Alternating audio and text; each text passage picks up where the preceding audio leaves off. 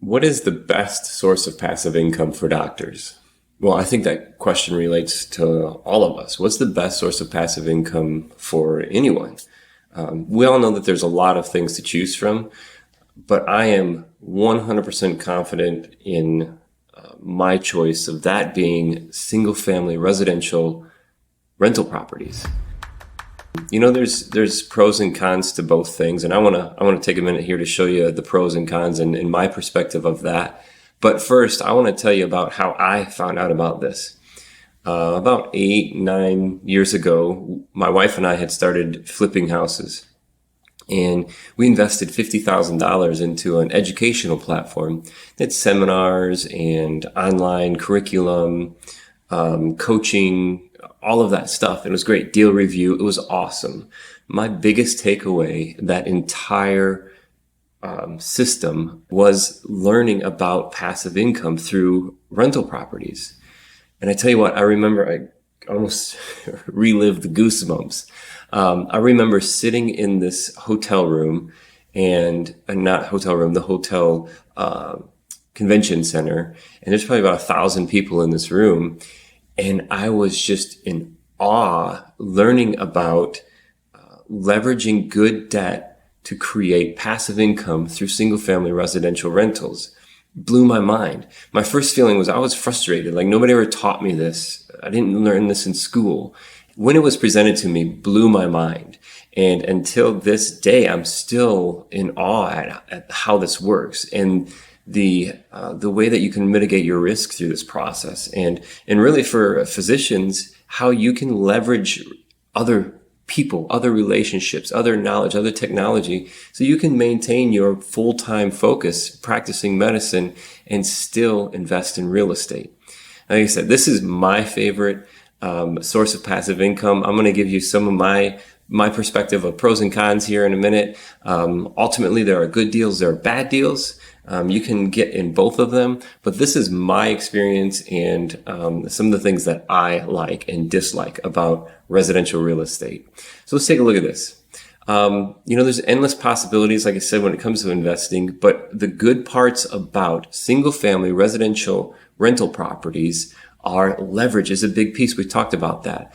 And I've recorded a lot of videos talking about leveraging relationships, partnering with teams or partnering with other physicians, other investors can exponentially increase your path on your way to financial freedom. Technology, capital, leveraging good debt in order to create this arbitrage, this cash flow is absolutely amazing. And one of the few asset classes that we can do this in. And knowledge is a big piece too. We can leverage knowledge. This investment is also done in perpetuity. It will continue to pay you cash flow forever. And done right, it could be one of the best ways to build generational wealth as well too. This is a tangible asset, meaning I can touch this asset. And not like a piece of paper or other things where it's like, this is it. Nobody's going to take this investment away from me. And you say, oh, Brett, what happens with if there's a fire? Well, that's a great question. That's why we have property insurance. Property insurance protects us from that. There's not like anything is going to, the market up or down, swinging up or down is not going to affect the asset class that we have. It's a tangible asset. Tax benefits. There's depreciation, and the way that you adjust your gross income, we use residential real estate to do this. Now, there's some interesting ways of active income versus passive income and how all of this works. We're not going to dive down into that, but there's straight line depreciation. There's bonus depreciation when we can run cost segregations. That's how we can go from passive to active income, offsetting that, using the losses in your passive investments to adjust your income on your active side. And the cool thing about this is there's something called 1031 exchange, which is great. So we'll run this depreciation down. If you decide to sell, you can do a 1031 exchange, not have to recapture the depreciation, invest into a similar property, similar cost, similar type property, and continue to depreciate. Now, I love about the white coat investor, he says depreciate, exchange, depreciate, exchange, depreciate, die. So there's a way that you would never have to pay back that depreciation. You never have to recapture the depreciation. That's also a unique pro to residential real estate. And again, that particular aspect is another benefit of building generational wealth as well. Massive returns. And you may have heard me in other videos or lectures talking about stackable returns. And that's absolutely the biggest reason why I love residential real estate. So in value add properties, we create what's called air equity. So this is on top of the stack. Say you bought a property for $100,000. You put $20,000 of repairs into this property, and we go ahead and get it appraised, and this property appraised at $150,000. There's $30,000 difference between the appraised value and the capital that you've invested in this property. That's air equity. That can be shown as a straight increase to your balance sheet. Your net worth, $30K. You just made $30,000 poof out of midair. Obviously, if you wanted to liquidate that, you could realize that. And on the active side, when we're flipping houses, that's what we would realize that as a profit. So the value add creates air equity. Depreciation, we talked briefly about that as a great part of that stackable return. Principal pay down. And I always say thank you tenant when I think of principal pay down. And, this is where, say we're charging $1,000 a month on rent and our mortgage payment is $500. In the beginning of that mortgage, we're paying more interest than principal, but we're paying principal. So as we continue to pay that mortgage down, the tenant's paying that, is servicing that note. The tenant's paying down the mortgage. That principal then continues to increase. The interest decreases. Ultimately, it's another piece of the stackable return, the principal pay down. That is a straight add to your net worth. That's going straight directly to your balance sheet. Appreciation of market value. I never figure this in on our acquisition equations. We're in stable markets to where I'm not expecting the market values to go up and down, but they will. Market value goes up, hands down.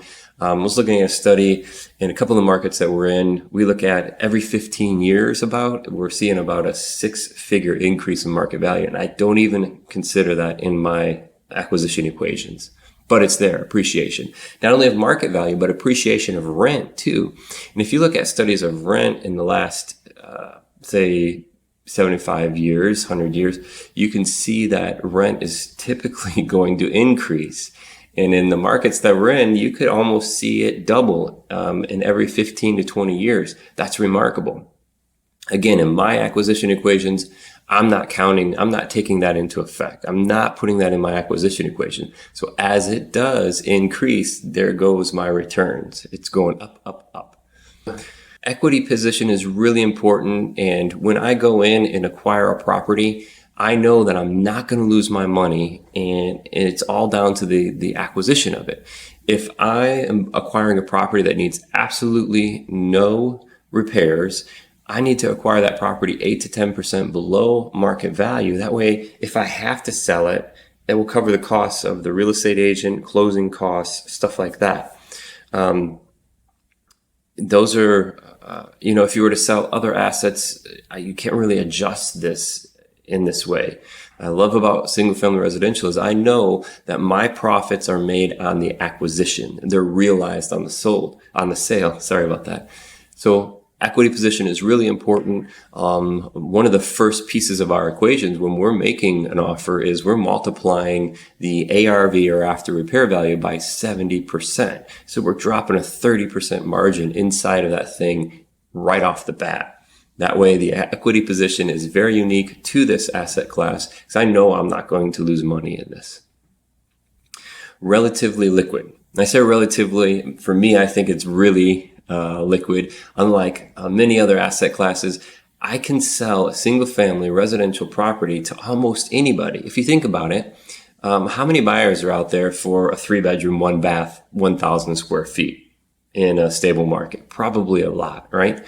Homeowners, first-time homeowners, downsizers, empty nesters, I think it's called, chucking in trucks, trying to fix them up and sell them, landlords. I mean, you name it. That's the target for selling this.